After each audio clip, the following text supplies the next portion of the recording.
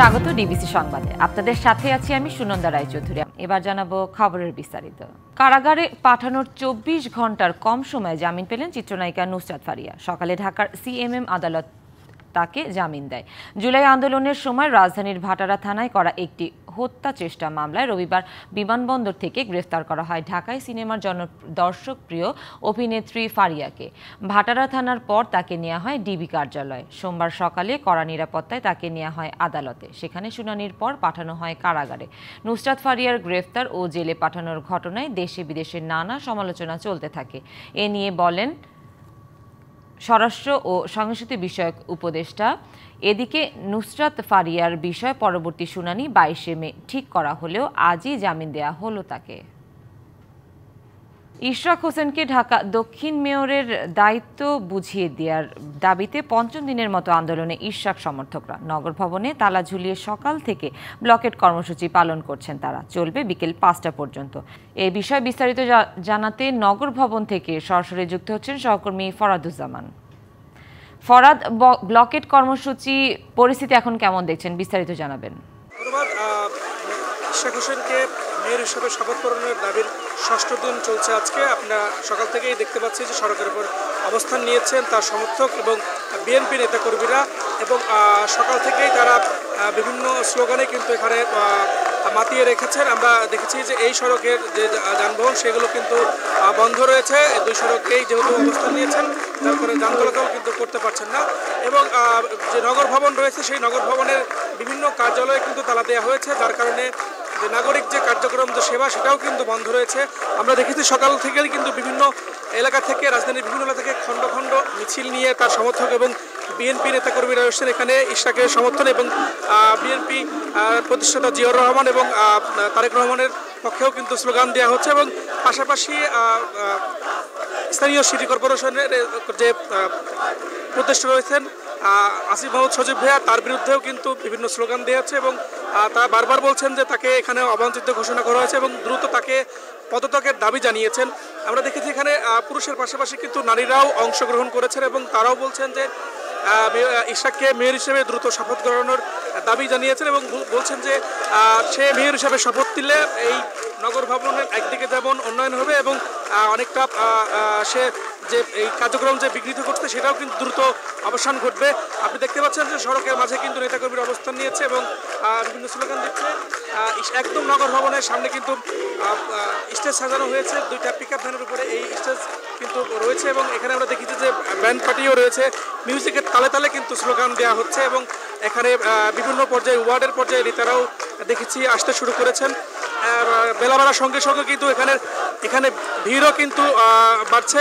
এখন পর্যন্ত আমরা যে কয়েকজনের সাথে কথা বলেছি এখানকার লোকজনের সাথে, তারা বলছেন যে দ্রুত যদি এই ইশরাককে মেয়র হিসেবে শপথ না করানো হয় তাহলে কিন্তু আরও কঠোর আন্দোলন করে দেওয়া হবে। এখন শুধু এখানে ব্লকেট করা হয়েছে, পর্যায়ক্রমে কিন্তু পুরো ঢাকা শহর কিন্তু এই ব্লকেট কর্মসূচির আওতায় চলে আসবে, এমনটাই কিন্তু জানিয়েছেন তার সমর্থকরা। এখন পর্যন্ত নগর ভবনের সামনে থেকে আমার কাছে এই ছিল সর্বশেষ তথ্য। ফরাদ, ধন্যবাদ আপনাকে। নানা ইস্যুতে প্রতিবেশী ভারতের সাথে বাংলাদেশের টানাপোড়েন চলছে। সম্প্রতি বিভিন্ন সীমান্ত দিয়ে পুশিন সৃষ্টি করেছে উদ্বেগের। আন্তর্জাতিক সম্পর্ক এবং নিরাপত্তা বিশ্লেষকরা বলছেন দুই দেশের দায়িত্বশীল ভূমিকা পালনের বিকল্প নেই এখন। সীমান্তে নিরাপত্তার বৃদ্ধি এবং কূটনৈতিক সমাধানে জোর দিচ্ছেন তারা। ৫ই আগস্টের পর থেকেই ভিসা বন্ধ, ট্রান্সশিপমেন্ট বাতিল, পুশিন এবং সবশেষ স্থলপথে বাংলাদেশ থেকে তৈরি পোশাক সহ কিছু পণ্য আমদানি নিষিদ্ধ।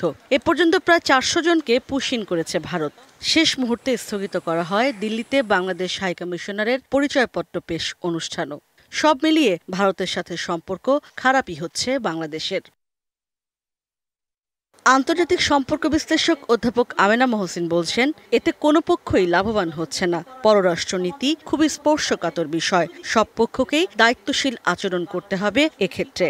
এই সম্পর্কটা কিন্তু খারাপ হলে আমরা কেউ গেইন করছি না, বেনিফিট করছি না। আমাদের পক্ষ থেকেও আমাদেরকে অনেকটা সংযুক্ত থাকা উচিত যে আমরা মিডিয়ায় কি কথা বলছি বা সোশ্যাল মিডিয়ায়ও কি ধরনের, সেটার উপরে তো আমাদের নিয়ন্ত্রণ নেই। হাইয়েস্ট লেভেলে গভর্নমেন্ট লেভেলেও তারা টেলিফোনেও আলাপ আলোচনা করতে পারে, ফরেন মিনিস্ট্রি লেভেল অ্যাডভাইজার বা ফরেন মিনিস্টার লেভেল পর্যন্ত নাও গেল, যে যারা বিভিন্ন যে উইংস আছে তারা কথা বলতে পারে। আর নিরাপত্তা বিশ্লেষক মেজর অবসরপ্রাপ্ত জিল্লুর রহমান বলছেন, পুশিন ভারতের নতুন কিছু নয়। সীমান্তে নিরাপত্তা বৃদ্ধি এবং কূটনৈতিক সমাধান ছাড়া বিকল্প উপায় নেই। চার্টার অফ ডিউটিস দুই দেশেরই আছে।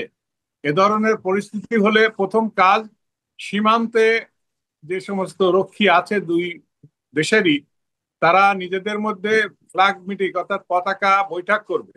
সীমান্ত রক্ষীকে আরো সতর্ক হতে হবে, জনবল বাড়াতে হবে, পেট্রোলিং বাড়াতে হবে, কূটনৈতিক তৎপরতাও চালু রাখতে হবে। দুই দেশের প্রধান ধারার গণমাধ্যমগুলোকে এক্ষেত্রে দায়িত্বশীল ভূমিকা নিতে হবে বলেও মনে করেন তারা। ইশরাত জাহান উর্মি, ডিবিসি নিউজ, ঢাকা। সিলেটের সীমান্ত দিয়ে গত কয়েক সপ্তাহে ভারত থেকে ১৬৫ জন পুশিন, সেই সাথে মেঘালয় রাজ্যের সীমান্তে কারফিউ জারি। এমন বাস্তবতায় সতর্ক অবস্থানে বিজিবি ও প্রশাসন। পুশিন ঠেকাতে সীমান্ত অপরাধ ও স্থিতিশীলতা বজায় রাখতে টহল জোরদারের পাশাপাশি বাড়ানো হয়েছে গোয়েন্দা নজরদারি। কাজ করছে সীমান্তবর্তী জেলাগুলোর আইন শৃঙ্খলা বাহিনীও। সিলেট, মৌলভীবাজার, সুনামগঞ্জ ও হবিগঞ্জ এই 4 জেলার ৩০২ কিলোমিটার ভারতের সীমান্ত ঘেঁষা। ওপারে ভারতের মেঘালয়, আসাম ও ত্রিপুরা রাজ্য। বছরের বিভিন্ন সময়ে চোরাচালান, সীমান্তে হত্যা, অনুপ্রবেশের চ্যালেঞ্জ থাকলেও সম্প্রতি পরিস্থিতি অন্যান্য সময়ের চেয়ে ভিন্ন। ভারত পাকিস্তান উত্তেজনার মধ্যে গত ৮ই মে থেকে সীমান্ত এলাকায় রাত্রিকালীন কারফিউ জারি করে মেঘালয় রাজ্য সরকার। এরই মধ্যে ঘটে কয়েকটি পুশ ইনের ঘটনা। সম্প্রতি মৌলভীবাজারের বড়লেখা, কুলাউড়া, কোমলগঞ্জের সীমান্ত দিয়ে ঠেলে দেয়া হয় ১৪৯ জনকে। সুনামগঞ্জ সীমান্তের আমাদের প্রতিটি বিওপি সদস্য সতর্ক অবস্থানে রয়েছে। আমাদের এখনো পর্যন্ত ভারত হতে অবৈধ পুশিনের ঘটনা এখনো পর্যন্ত আমরা পাইনি। উদ্ভূত পরিস্থিতিতে সীমান্তবর্তী জেলাগুলোর পুলিশ সুপারদের কাছে বিশেষ বার্তা দেয় সরকার। সতর্ক পুলিশ, বাড়ানো হয়েছে গোয়েন্দা নজরদারি।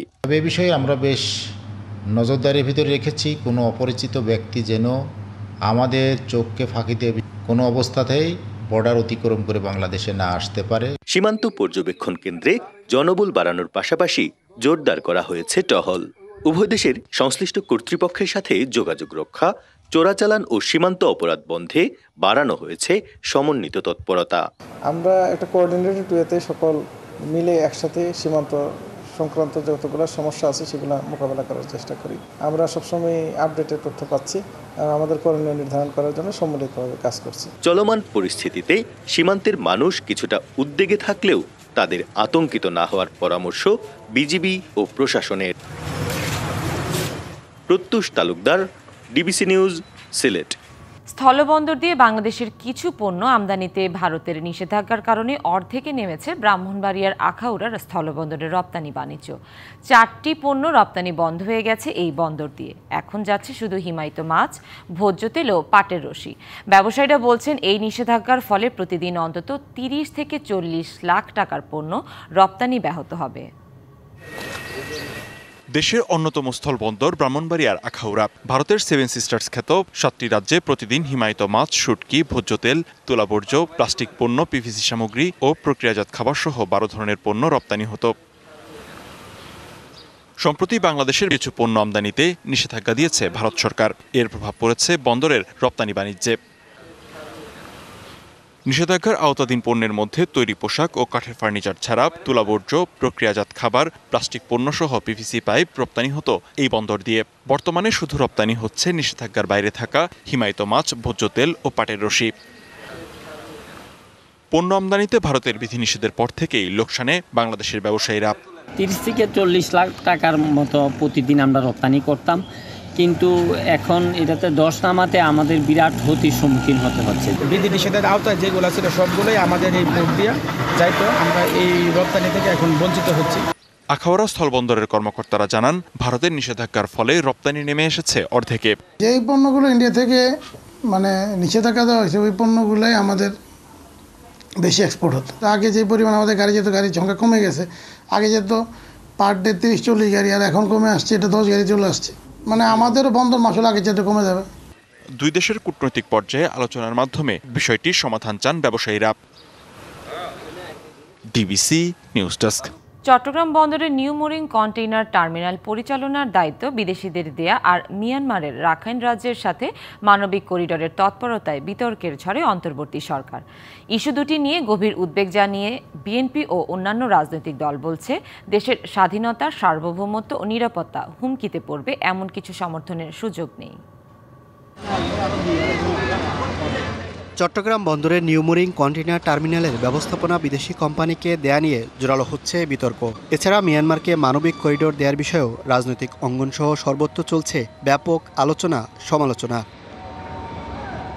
গেল বুধবার চট্টগ্রাম গিয়ে বন্দরের টার্মিনাল পরিদর্শন করেন অন্তর্বর্তী সরকারের প্রধান উপদেষ্টা ডক্টর ইউনূস। এ সময় তিনি বন্দরের ব্যবস্থাপনা বিদেশিদের হাতে ছেড়ে দেওয়ার কথা বলেন। আমাদের চট্টগ্রাম বন্দরটা হলো বাংলাদেশের অর্থনীতির হৃৎপিণ্ড। যারা এটাতে বাদ দেবে তারা ক্ষতিগ্রস্ত হবে। এই পথ খুলে দিলে বাংলাদেশের অর্থনীতির পথ খোলে। 27 এপ্রিল পররাষ্ট্র উপদেষ্টা জানিয়েছিলেন, মিয়ানমারের রাখাইন রাজ্যের রোহিঙ্গাদের জন্য শর্ত সাপেক্ষে মানবিক করিডোর দেওয়ার বিষয়ে নীতিগতভাবে সম্মত হয়েছে বাংলাদেশ।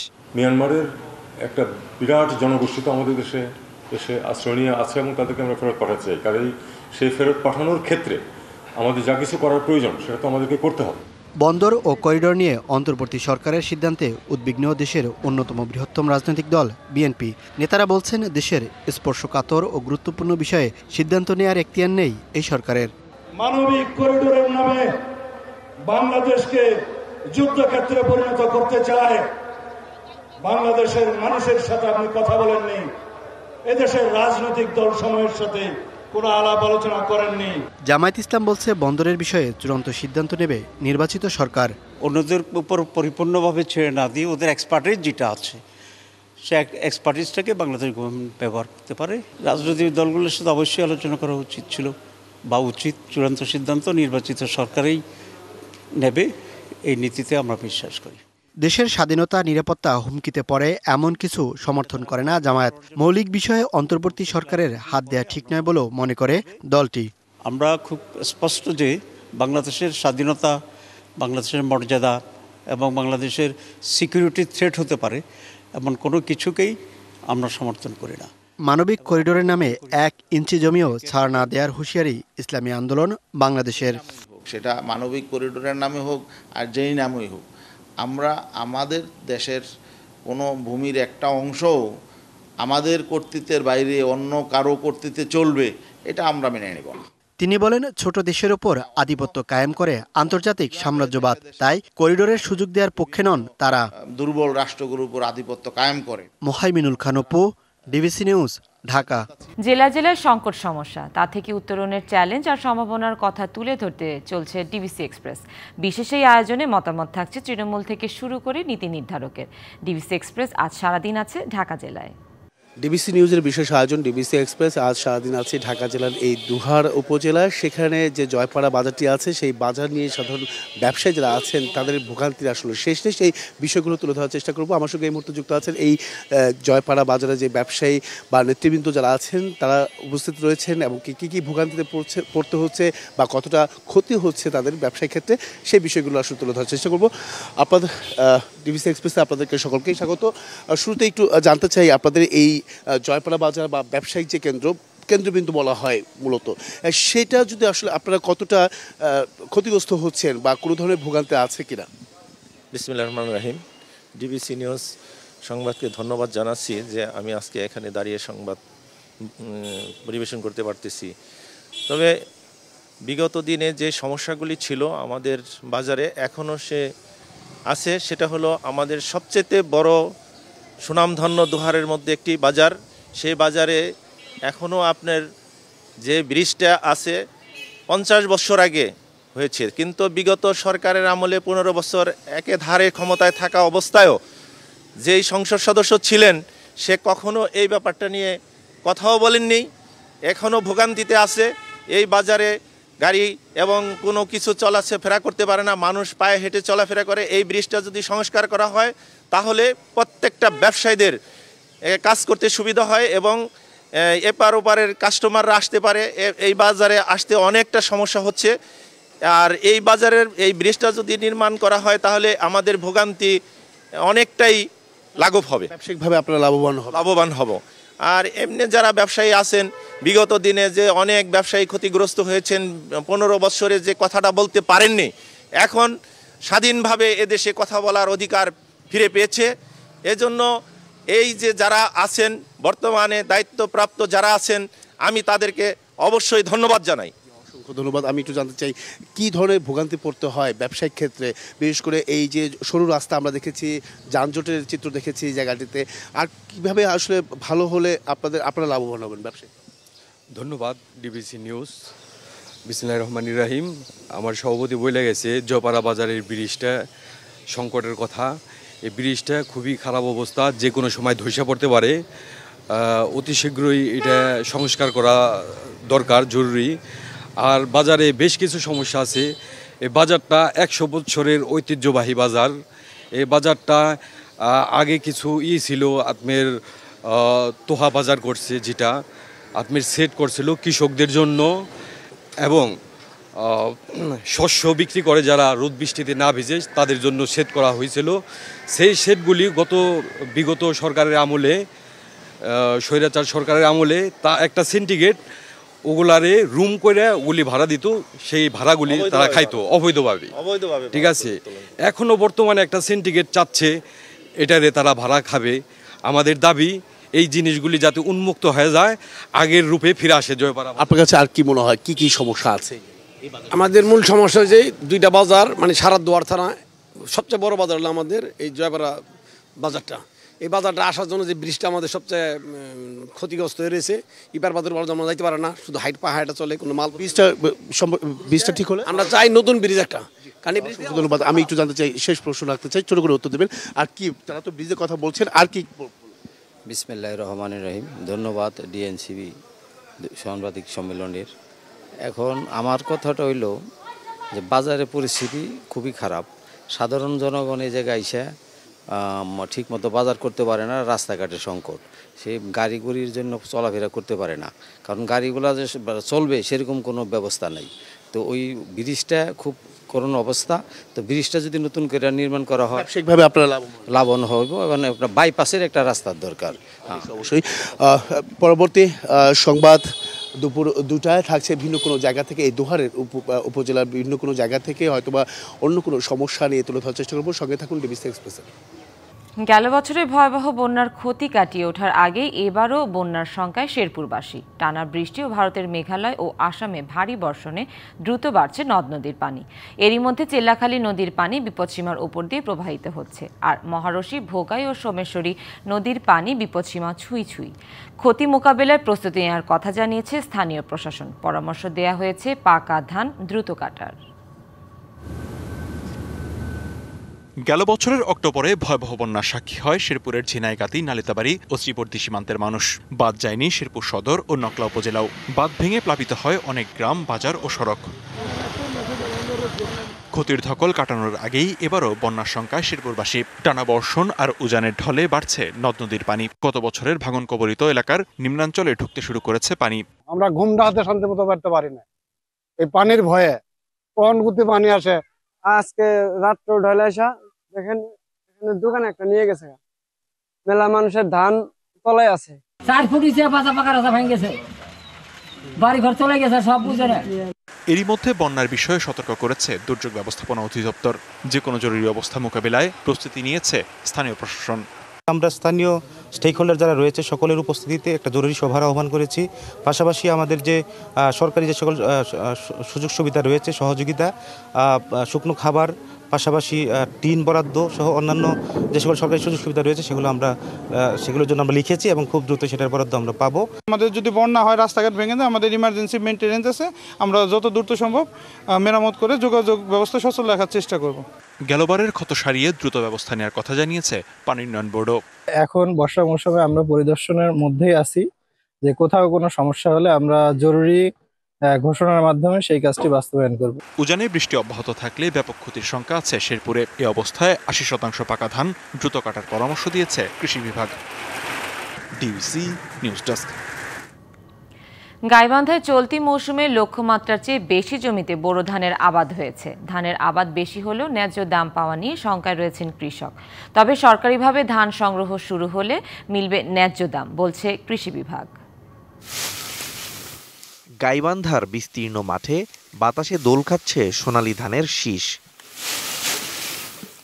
এবার জেলায় আগাম বোরোর চাষ হয়েছে, এখন চলছে কাটার উৎসব। তবে সরকার নির্ধারিত মূল্যে ধান বিক্রি করতে না পারায় লোকসানের ভয়ে দুশ্চিন্তায় দিন কাটছে অনেক কৃষকের। হেক্টর প্রতি ফলন 6.5 থেকে 7.5 টন হলেও ন্যায্য দাম পাওয়া নিয়ে শঙ্কায় তারা। দাম যদিও একটু ভালো দিছে, কিন্তু আসল দামে তো বিক্রি করতে পারতেছি না। ইরি ধান তো খুব ফলন ভালো হয়েছে, কিন্তু খরচ খুবই বেশি। কৃষকের অভিযোগ, ধানের প্রকৃত মূল্য থেকে বঞ্চিত তারা।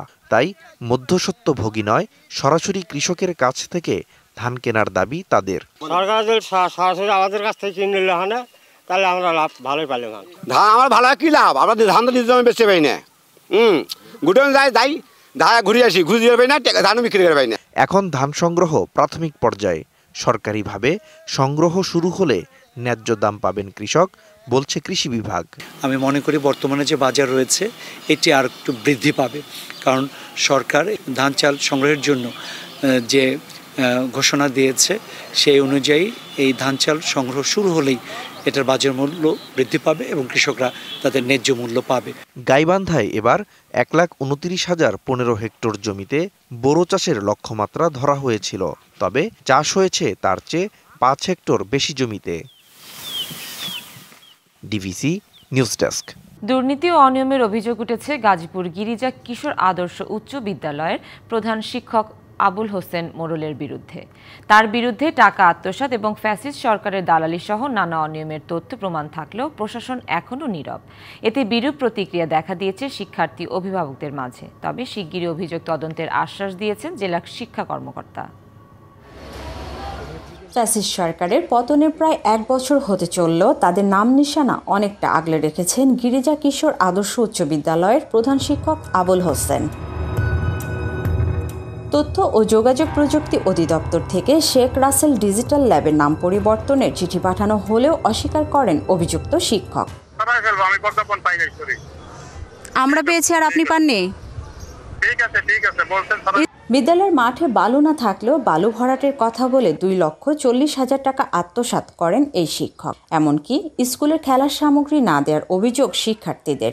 বালু ফেলে নাই, টাকা পয়সা কই, কিছুই নাই, কিছুই করে নাই। বিদ্যালয়ের আজীবন দাতা সদস্য হতে 6 লক্ষ টাকা দেওয়ার নিয়ম থাকলেও 2 লক্ষ টাকা দিয়েই প্রধান শিক্ষকের সহযোগিতায় আজীবন দাতা সদস্য হন স্থানীয় আওয়ামী লীগ নেতা মুজিবুর রহমান। কমিটি হয়ে আসলো, তো দেখলাম কি যে ওনার নাম নাই, কিন্তু মুজিবুর সাহেবের নাম এখানে। উনি একজন দুর্নীতিপরায়ণ লোক। আমরা বিগত কয়েক বছর যাবত সেটা লক্ষ্য করছি। লক্ষ্য করার পরে বিভিন্ন যে দুর্নীতিগুলো উনি করেছেন, এই দুর্নীতির ব্যাপারে আমরা বিভিন্ন জায়গাতে আমরা দরখাস্ত দিয়েছি।